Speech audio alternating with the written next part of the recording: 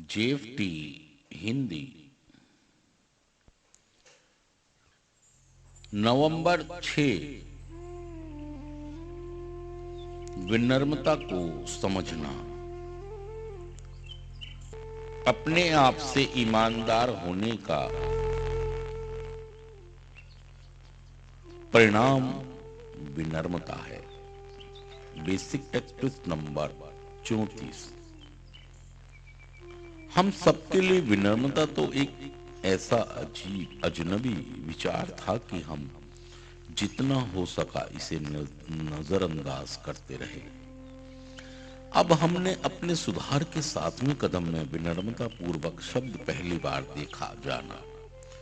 तब हमें लगा कि इसका अर्थ होगा कि हमें काफी हद तक अपमानित होना पड़ेगा। शायद तब हमने शब्द को देखा और इसकी परिभाषा से कुछ और असमंजस में पड़ गए। हम यह समझ नहीं सके कि अपने आप को दबा दबा के रखने की प्रवृत्ति को सुधार में कैसे लागू किया जा सकता है। विनम्र होने का अर्थ यह नहीं है कि हम जीवन के सबसे निचले स्तर के जीवन हैं,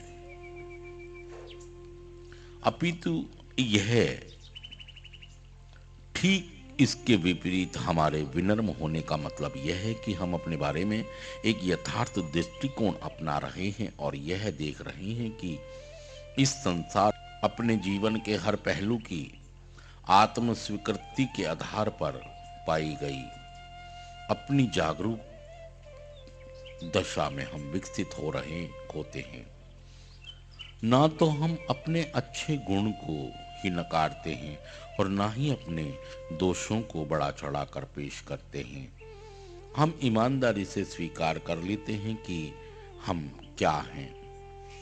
हम में से कोई भी कभी भी विनम्रता की परिपूर्ण दशा तक नहीं पहुंचेगा, लेकिन हम निश्चय ही पूरी ईमानदारी से अपनी गलतियों को मान सकते हैं, अपनी अच्छाइयों को स्वीकार कर सकते हैं और शक्ति के स्रोत के रूप में अपते हैं। विनम्रता का यह अर्थ नहीं है कि हमें अपनी जिंदगी के रास्ते पर अपने घुटनों के बल पर घिसक कर चलना पड़ेगा। इसका केवल इतना ही अर्थ है कि हम केवल इतना मान लें कि हम अपने बलबूते नहीं सुधर सकते, हमें एक दूसरे की जरूरत और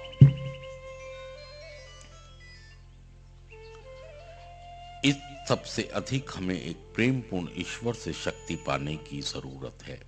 सिर्फ आज के दिन विनम्र होने के लिए मैं अपनी जिंदगी के हर पहलू को ईमानदारी से स्वीकार करूंगा और इस तरह दुनिया में अपना सही स्थान देखूंगा।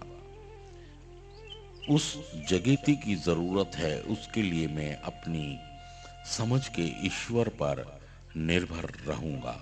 थैंक यू दोस्तों, शुक्रिया सुनने के लिए।